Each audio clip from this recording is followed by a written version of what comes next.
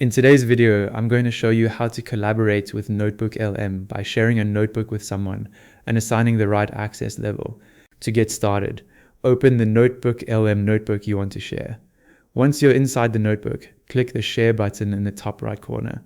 This opens the sharing window where you can add collaborators and control what they're allowed to do. In the first field, enter the person's Google account's email address.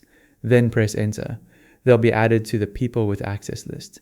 If you want NotebookLM to send them an invitation right away, check the Notify People box. Quick side note, for more practical NotebookLM tutorials, subscribe to Ecom Control. Now, beside the person's name, click the Permissions dropdown. Choose Viewer if they only need to view the notebook and use its contents, or choose Editor if they need to actively collaborate, including adding, removing, or managing sources in the notebook. Once you've selected the right permission level, click Send to share the notebook and apply their access. And that's it. You've successfully invited someone to collaborate with your NotebookLM notebook.